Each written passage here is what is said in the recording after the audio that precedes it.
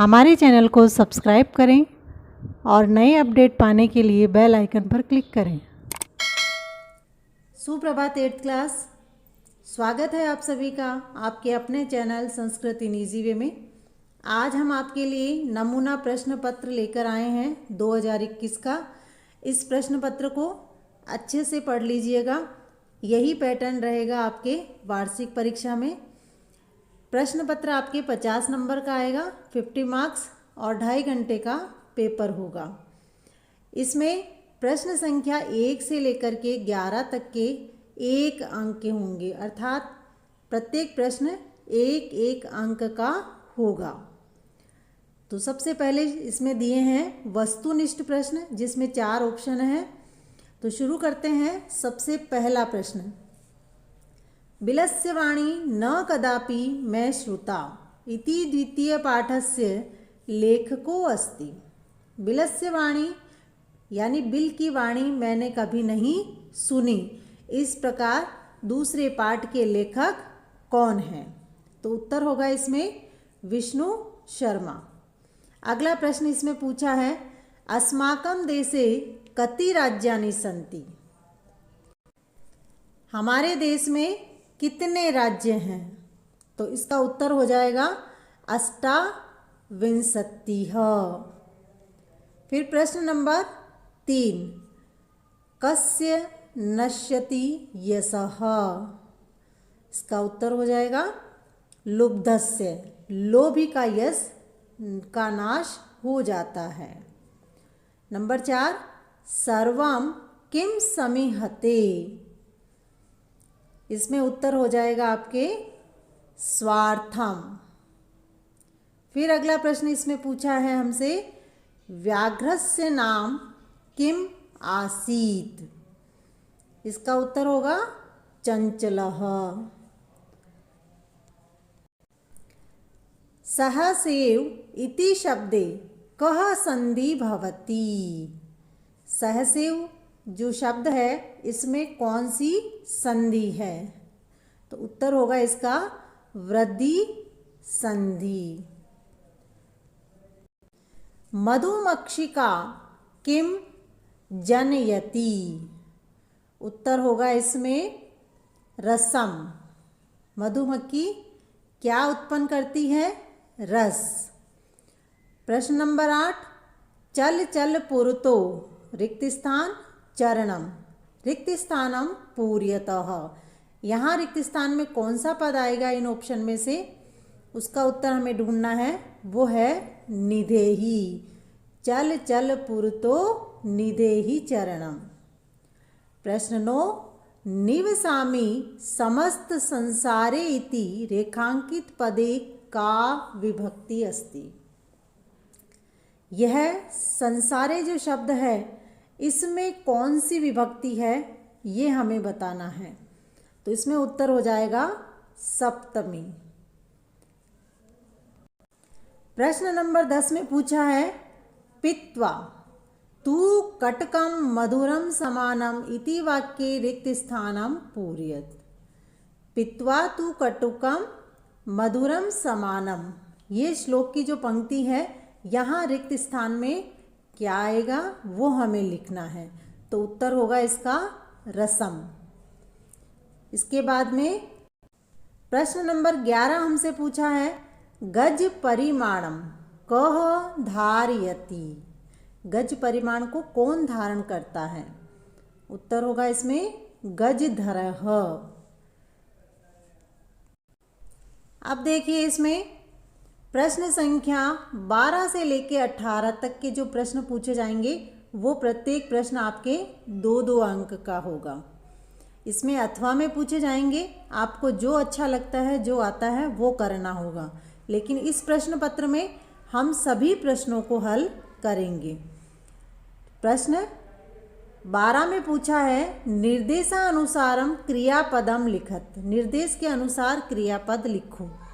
पहला हमसे पूछा है, गम धातु लट लकार प्रथम पुरुष बहुवचन। तो गम धातु लट लकार प्रथम पुरुष बहुवचन हो जाएगा गच्छन्ति। और फिर अगले प्रश्न में हमसे पूछा है, क्र धातु, लट लकार उत्तम पुरुष एक वचन, क्र का उत्तम पुरुष एक वचन होगा लट लकार में करोमि। फिर अथवा में हमसे पूछा गया है निर्देशानुसारम उपसर्गम चिनोतु, निर्देश के अनुसार उपसर्ग चुनो। तो जो पद दिए गए हैं इन पदों में प्रक्षालयन्ति, इसमें प्र उपसर्ग होगा, और दूसरा इसमें है प्राविशत, इसमें भी उपसर्ग प्र होगा। फिर अगला प्रश्न हमसे पूछा है प्रश्न नंबर 13, संधि विच्छेदम कुरुत, संधि विच्छेद करो। पहला शब्द हमारे पास में है, पद है सहसेव, तो इसका संधि विच्छेद हो जाएगा सहसा प्लस एव। और दूसरा है नगारोहणम, तो इसका संधि विच्छेद होगा नग प्लस आरोहणम। फिर अथवा में हमसे पूछा है संधिम कुरुत, जो विच्छेद दिए गए हैं उनके हमें पद लिखने हैं। तो चिकित्सा प्लस आलय, तो इसका संधि पद हो जाएगा चिकित्सालय। और फिर नीचे हमसे पूछा है भोजन काले प्लस अपी, तो इसका संधि पद होगा भोजन काल यपी। अब आगे हमसे प्रश्न पूछा है, प्रश्न नंबर 14 हमसे पूछा है सर्वनाम युक्तम पदम चिनोतु, सर्वनाम युक्त पद को चुनो। तो कै में है सह कदाचित इतस्तः परिभ्रमति। सर्वनाम पद किसे कहते हैं हम सब जानते हैं, जो शब्द संज्ञा के स्थान पर आते हैं वो सर्वनाम शब्द कहलाते हैं। तो यहाँ जो सर्वनाम है वो है सह। दूसरे में बाढ़म त्वम जालम प्रसार्य, यहाँ जो सर्वनाम है वो है त्वम। अथवा में हमसे पूछा है सर्वनाम युक्तम पदम चिनोतु, सर्वनाम युक्त पद इनमें भी चुनना है हमें। तो शालिनाम भारत जनता अहम, तो यहाँ जो सर्वनाम है वो है अहम। और दूसरे में मम गीते मुग्धम समम जगत, तो यहाँ है मम। इसके बाद में प्रश्न नंबर 15, धातु प्रत्ययम च लिखत, धातु और प्रत्यय लिखने हैं दिए गए पदों के। तो पहला पद हमें दिया है करणीयम, तो इसमें धातु होगी क्र और प्रत्यय होगा अनियर। दूसरा प्रश्न हमसे पूछा है कृत्वा, इस कृत्वा पद में क्र धातु है और कत्वा प्रत्यय है। फिर अथवा में पूछा है विभक्ति कारकम च लिखत, पदों की विभक्ति और कारक लिखने हैं। तो यहाँ सबसे पहले है तेन, तेन में विभक्ति है तृतीया और कारक हो जाएगा इसमें करण। नद्याहा, इसमें पंचमी और षष्ठी दोनों विभक्ति होती हैं, दोनों में से आप कोई भी लिख सकते हो, तो फिर कारक भी आपको उसी अनुसार लिखना होगा। अगर हम पंचमी विभक्ति लिख रहे हैं तो कारक हो जाएगा इसमें अपादान, और षष्ठी विभक्ति लिख रहे हैं तो कारक हो जाएगा संबंध। तो आप सबको पता है संस्कृत में संबंध को कारक नहीं माना गया है, तो यहाँ पंचमी विभक्ति अपादान कारक। फिर अगला प्रश्न प्रश्न नंबर 16 में है अधोलिखितानां पदानां विपरीतार्थक पदानि लिखत। नीचे जो पद लिखे हुए हैं उनके विपरीतार्थक पद अर्थात विलोम शब्द लिखने हैं। तो उदय का हो जाएगा अस्त, अंधकार का हो जाएगा प्रकाश,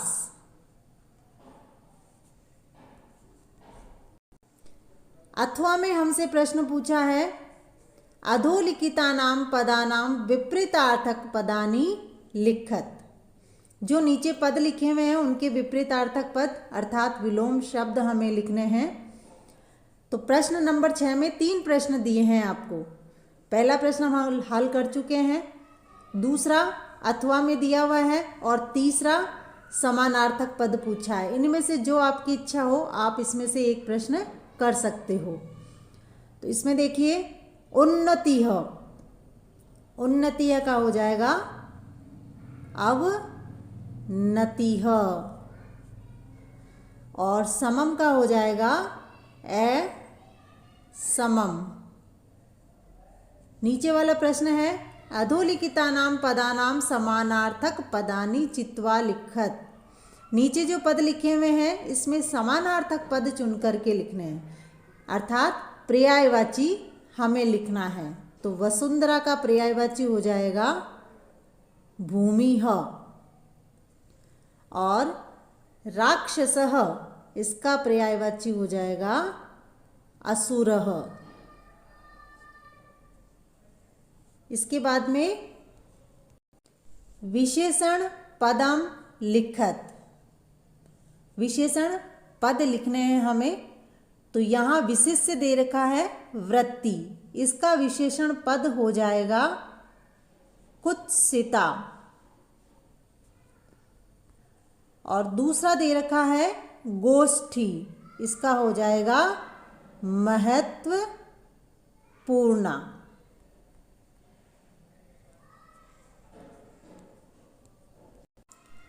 प्रश्न नंबर 18 पाठात चित्वा तद्भव पदानां कृते संस्कृत पदानि लिखत। पाठ से चुनकर के तद्भव जो पद हैं उनके संस्कृत पद लिखने हैं। तो यहाँ दे रखा है बहिन, तो बहिन का तद्भव हो जाएगा भगिनी और दूसरा इसमें दे रखा है तब तक, तो इसका होगा तावत। अथवा में हमसे पूछा है पाठात चित्वा तत्सम शब्दानां कृते तद्भव शब्दानि लिखत। यहाँ संस्कृत शब्द दे रखे हैं, इनके हमें तद्भव शब्द लिखने हैं। तो वयम, वयम का हो जाएगा हम सब और कथम का होगा कैसे।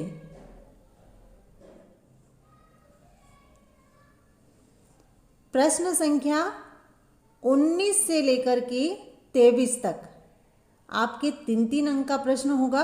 इसमें प्रत्येक प्रश्न 3 अंक का होगा। तो प्रश्न नंबर 19 पूछा है हमसे संख्यावाची शब्दम संस्कृत भाषायां लिखत। जो संख्यावाची शब्द दे रखे हैं उन्हें संस्कृत भाषा में लिखना है। तो सबसे पहले दिया है इसमें 50 बालक, तो 50 को कहते हैं संस्कृत में 50 और बालक का हो जाएगा बालकहा। वैसे ही 18 पुराण, तो इसका लिखेंगे अष्टादश, 18 को लिखते हैं अष्टादश और पुराण पुराणानी। फिर है इसमें 15 लड्डू, 15 को लिखते हैं पंचदश और लड्डू का हो जाएगा मोदकानी। वैसे ही इसमें अथवा में एक प्रश्न पूछा है फिर से संस्कृत शब्दानां हिंदी भाषायां लिखत। आप इन दोनों में से कोई भी प्रश्न कर सकते हैं, तो इसे भी हम हल कर लेते हैं। चत्वार बालकः, तो यहाँ हम लिखेंगे 4 बालक। एका बालिका, एक बालिका या एक लड़की। यहाँ भी हम 4 लड़के या 4 बालक लिख सकते हैं। फिर त्रीणी पुष्पाणि, इसका हम लिख देंगे 3 फूल।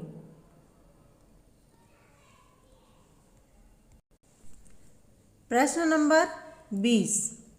अधोलिखितानां प्रश्नानाम् उत्तरं पूर्ण वाक्येन लिखत। जो नीचे प्रश्न लिखे हैं उनके उत्तर आपको पूर्ण वाक्य में देने होंगे।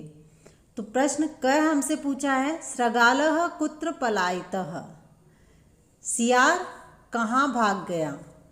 पूर्ण वाक्य में हम उत्तर लिखेंगे इसका, सृगालः ततः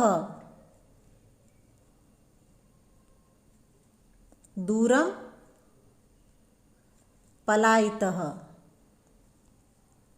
और फिर प्रश्न नंबर 2 में हमसे पूछा है, ख में, व्याघ्रस्य पिपासा कथम शांता अभवत्। इसका उत्तर लिख देंगे हम यहाँ पर, चंचलेन आनीतेन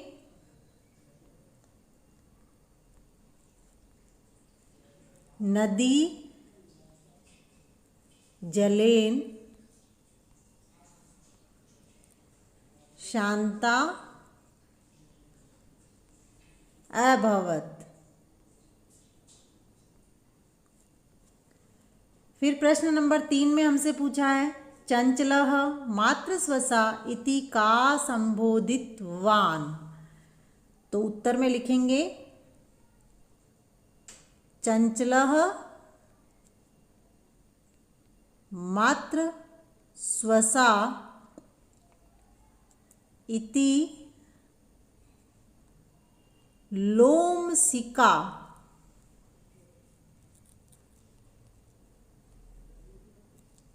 संबोधितवान्।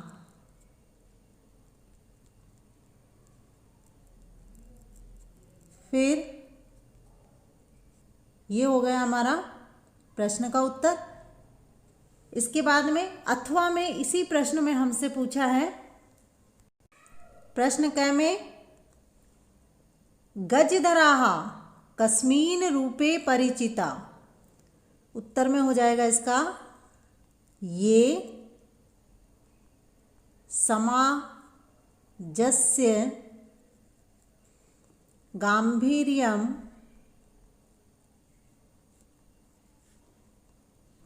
मापयेयुः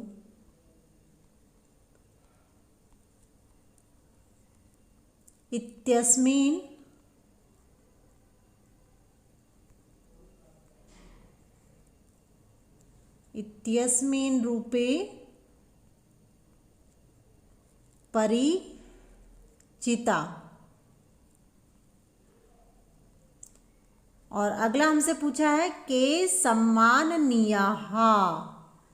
उत्तर होगा इसका, गजधराः।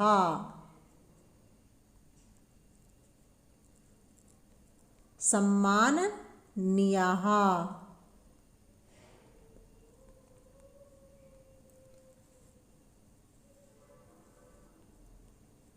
अब है अधोलिखितानां प्रश्नानाम् उत्तराणि एक पदेन लिखत। नीचे लिखे प्रश्नों के उत्तर एक पद में लिखो। कस्य राज्यस्य भागेषु गजधरः शब्दः प्रयुज्यते। तो यहाँ उत्तर हो जाएगा, राजस्थान राज्यस्य। फिर प्रश्न हमसे पूछा है, सुभाषितानि पाठस्य रचयिता कः अस्ति। सुभाषितानि पाठ के रचयिता कौन है। तो यहाँ उत्तर होगा, अमराः कवयः।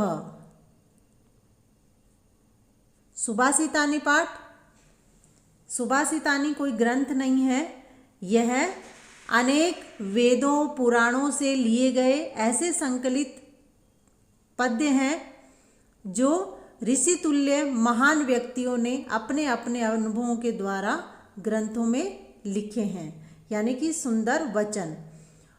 उनमें से कुछ पद्य लेकर के श्लोक जिनको हम कहते हैं वो सुभाषितानी पाठ में लिए गए हैं। तो अमर कवियों के द्वारा इस पाठ की रचना की गई है। फिर अगला हमसे पूछा है, पथि के विस्मः भवन्ति। तो इसमें उत्तर हो जाएगा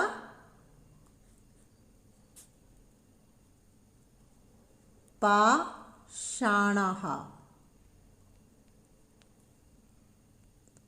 अब इसी में अथवा में हमसे प्रश्न पूछा है, अधोलिखितानां प्रश्नानां उत्तराणि एक पदेन लिखत। नीचे लिखे प्रश्नों के उत्तर एक पद में लिखने हैं। अथवा में पूछा है, दोनों में से आप कोई भी कर सकते हैं। क में हमसे पूछा है, सह कीदृशः कविः मन्यते। वह कैसे कवि माने जाते थे। यहाँ कौन से कवि के बारे में पूछा है, श्रीधर भास्कर वर्णेकर कवि के। तो यहाँ हो जाएगा राष्ट्र कविः। फिर इसमें पूछा है, व्यसनिनः किं नश्यति। इसमें उत्तर होगा विद्या फलम। ग में पूछा है, अर्थिनः केभ्यः विमुखा न यान्ति। इसका उत्तर होगा मरी रूहा या वृक्षाः पेड़, जिसका अर्थ होता है पेड़। याचकों से कौन विमुख नहीं होते हैं, मरी रूहा, यानी कि पेड़ कभी याचक से मुंह नहीं मोड़ते हैं। आगे प्रश्न है, रेखांकित पदानि आदृत्य प्रश्न निर्माणम कुरुत। रेखांकित पद के प्रश्न बनाने हैं, प्रश्न निर्माण करो। तो पहला इसमें क में दे रखा है, क्षुधार्तः सिंहः कुत्रापि आहारम न प्राप्तवान। रेखांकित पद है यहाँ शुद्धार्थः। तो इसका उत्तर होगा, यहाँ प्रश्न जो बनेगा वो होगा कि दृशः सिंह कुत्रापि आहारम न प्राप्तवान। बोर्ड परीक्षा में आपको इस तरीके से पूरा लिखना होगा प्रश्न, तभी आपको नंबर मिलेंगे। फिर प्रश्नवाचक चिन्ह लगाना है। अगला इसमें हमसे पूछा है, ऐसा गुहा स्वामिनः आह्वानम करोति। यहाँ रेखांकित पद है स्वामिनः। तो इसकी जगह जो प्रश्न बनेगा वो है, ऐसा गुहा कान आह्वानम करोति।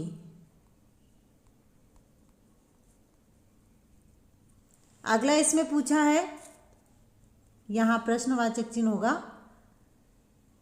फिर इसमें पूछा है, व्याधः व्याघ्रम जालात बहि निसारयत। यहाँ रेखांकित पद है जालात। तो प्रश्न बन जाएगा इसका, व्याधः व्याघ्रम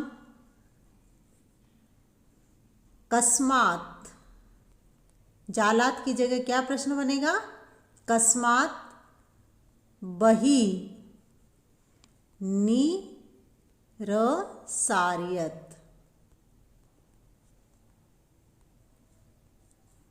अथवा में पूछा है,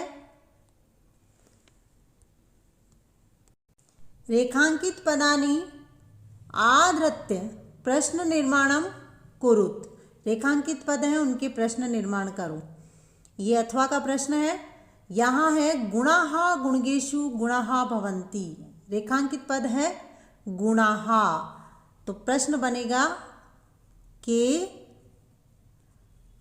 गुण गेषु गुणाः भवन्ति। फिर इसमें ख में हमसे पूछ लिया गया है लुब्धस्य यशः नश्यति। इसका प्रश्न बनेगा लुब्धस्य, यहाँ रेखांकित पद है तो प्रश्न बना देंगे इसका कस्य यशः नश्यति। अगला प्रश्न इसमें पूछा है नद्यः स्वादुतोयः सुस्वादुतोयः भवन्ति। रेखांकित पद है नद्यः। प्रश्न बन जाएगा इसका काः सुस्वादुतोयः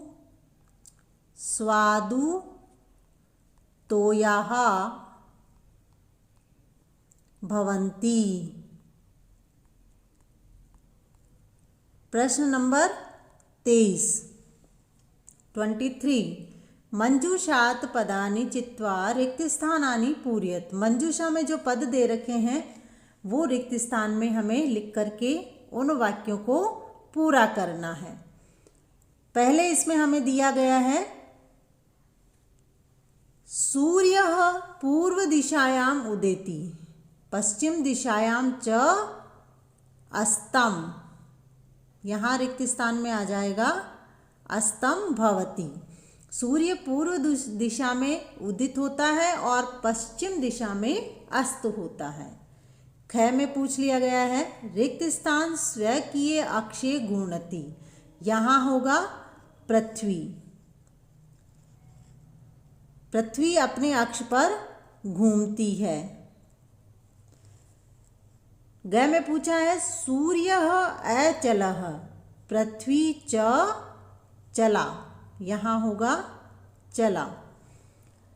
सूर्य अचल है और पृथ्वी चलायमान है। इसी प्रश्न में प्रश्न नंबर 23 में अथवा में पूछा है। अथवा का प्रश्न इसमें दिया है मंजूषा में शब्द दे रखे हैं स्वास्थ्यम ग्रीष्मावकाशे और पूज्यन्ते। पहला है शालिनी रिक्त स्थान पितृगृहम आगच्छति। यहाँ रिक्त स्थान में आएगा ग्रीष्मावकाशे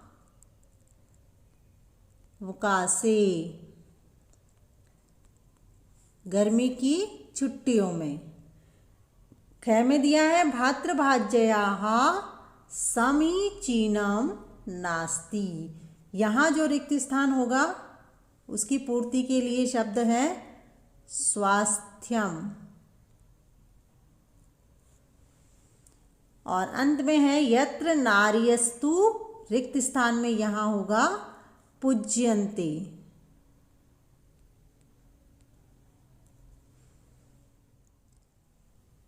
प्रश्न संख्या 24 व 25 24 और 25 क्रमशः 5-5 यानी 5-5 मार्क्स के होंगे आपके। 5-5 नंबर के 24 और 25 का प्रश्न होगा। प्रश्न 24 में पूछा है निर्देशानुसारं पदं स्वीकृत्य संस्कृत भाषायाः महत्वम् इति विषये निबंध लेखनं कुरुत। निर्देशानुसार पद स्वीकार करके संस्कृत भाषा के महत्व पर इस विषय पर आपको निबंध लिखना है। तो यहाँ जो शब्द दे रखे हैं ब्रैकेट में, इन शब्दों को लेकर के हमें निबंध तैयार करना है। तो शुरू करते हैं। सबसे पहले हम ले लेते हैं प्राचीनतमा। यहाँ लिख देते हैं संस्कृत भाषा विश्वस्य प्राचीनतमा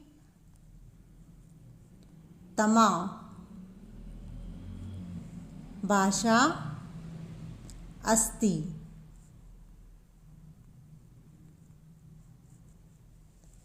फिर इसमें लेते हैं हम सर्वासां भाषाणां। तो लिखते हैं इन पद को लेकर के, संस्कृत भाषा सर्वासां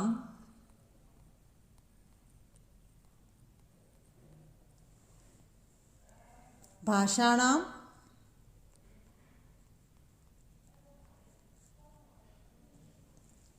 जननी अस्ति।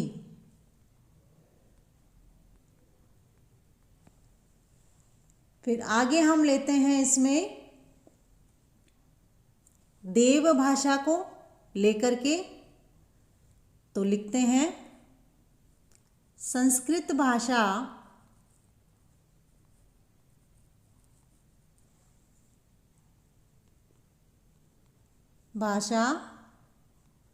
देव भाषा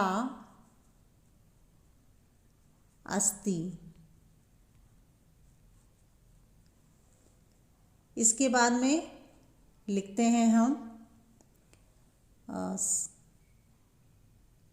आधुनिक दृष्टया, इसको लेकर के, तो लिखते हैं अस्माकं वेदाः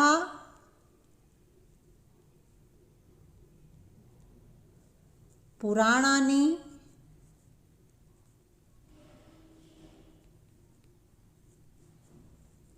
महाकाव्यानि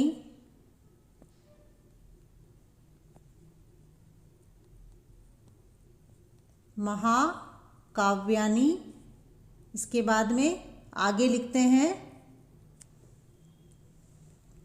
अस्यां भाषायां एव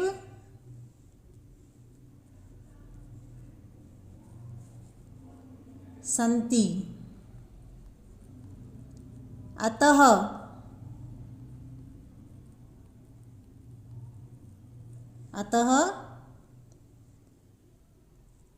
अस्माभिः, हमारे द्वारा, अस्माभिः आधुनिकः निक समये अस्याः प्रचारः प्रसारः च कर्तव्यः। ये हो गया संस्कृत भाषा पर, संस्कृत भाषा के महत्व पर निबंध। प्रश्न नंबर 25। अथवा में हमसे प्रश्न पूछा है, रिक्त स्थानानि पूरयित्वा प्रार्थना पत्रम लिखत। रिक्त स्थान को पूरा करके प्रार्थना पत्र लिखना है। यहाँ कोष्टक में कुछ शब्द दे रखे हैं, उन शब्दों को लेकर के हमें ये रिक्त स्थान पूरे करने हैं। तो प्रार्थना पत्र में जो सबसे पहला यहाँ ब्रैकेट से शब्द आएगा वो है सेवायाम। सेवायाम श्रीमन्तः प्रधानाचार्य महोदयः राजकीय उच्च प्राथमिक विद्यालय। यहाँ दूसरे रिक्त स्थान में होगा अजमेर।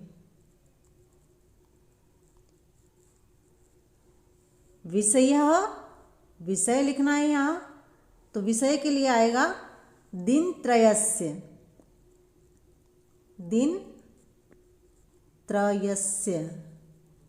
अवकाशार्थम प्रार्थना पत्रम। अब शुरू होता है महोदय, फिर इसी में से ब्रैकेट में से ही हमें शब्द लेने हैं और इस प्रार्थना पत्र को पूरा करना है। तो यहाँ नीचे से लिखेंगे अब सविनयम। यहाँ ब्रैकेट से शब्द आएगा निवेदनम अस्ति यत् मम, यहाँ होगा ज्येष्ठ भगिन्याः।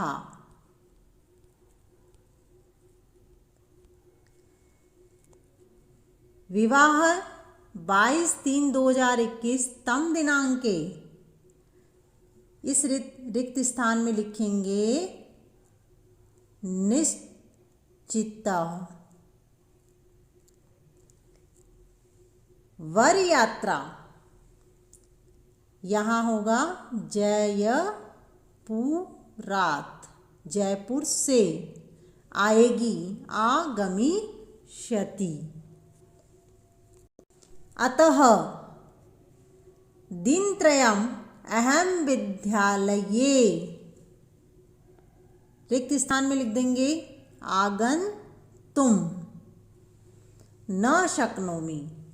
कृपया 21/3/2021 दिनांकतः 23/3/2021 दिनांक पर्यंतम अवकाशम स्वीकरिष्यन्ति।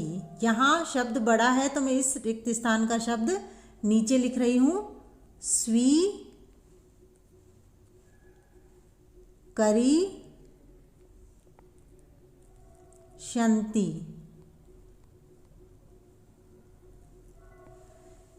फिर नीचे लिख देंगे सधन्यवादम दिनांकतः 20/3/2021।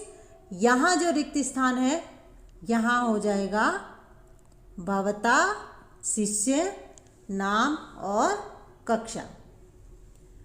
प्रार्थना पत्र हमने पूरा कर लिया। अगला प्रश्न इसमें है, प्रश्न नंबर 25 में पूछा है अधोलिखित श्लोकस्य हिंदी भाषायां भावार्थम लिखत। नीचे जो श्लोक लिखे हैं उनका हिंदी भाषा में भावार्थ लिखना है। तो इनका अनुवाद मैं आपको बता देती हूँ। हिंदी भाषा में अर्थ अथवा में दे रखे हैं, दो में से कोई भी आपको एक करना होगा। तो हिंदी भाषा का अनुवाद देखिए, गुणा गुणगेषु गुणा भवन्ति ते निर्गुणं प्राप्य भवन्ति दोषाः। गुण गुणवानों में गुण के रूप में होते हैं और वे ही गुणहीन को प्राप्त हो जाने पर या प्राप्त होकर दोष बन जाते हैं। सुस्वादुतोयाः प्रभवन्ति नद्यः समुद्रमासाद्य भवन्त पेयाः। नदियाँ जो है वो स्वादिष्ट जल वाली होती है। जब वो बहती है तो उनका जल स्वादिष्ट होता है, परंतु समुद्र में मिलकर के वही पानी पीने योग्य नहीं होता है। भावार्थ है इसका कि गुण गुणवानों में गुण के रूप में होते हैं, वे ही गुणहीनों को प्राप्त हो जाए तो वो दोष बन जाते हैं। जिस प्रकार से नदियाँ स्वादिष्ट जल वाली उत्पन्न होती है, परंतु वह समुद्र में मिल करके पीने योग्य नहीं होती। अथवा में अगला श्लोक आपको दिया हुआ है, चिंतनीया ही विपदाम आदावेव प्रतिक्रियाः न कूप खननम युक्तम प्रदीप्ते वहिन्नाग्रहे। विपत्ति के पहले, विपत्ति आने से पहले हमें उसका समाधान ढूंढ लेना चाहिए। विपत्ति आने के बाद समाधान ढूंढने का मतलब है जैसे घर में जब आग लग जाती है उसके बाद में कुआं खोदना। अर्थात भावार्थ है इसका कि विपत्ति से पहले ही हमें विपत्ति का समाधान ढूंढ लेना चाहिए। विपत्ति आने के बाद में उसका समाधान ढूंढना उसी प्रकार से है जिस प्रकार घर में आग लग जाने के बाद में कुआं खोदना। इस प्रकार से ये प्रश्न पत्र पूरा हमने कर लिया है उत्तर के साथ में। आप इसे अच्छे से समझ लीजिएगा। वीडियो देखने के लिए धन्यवाद।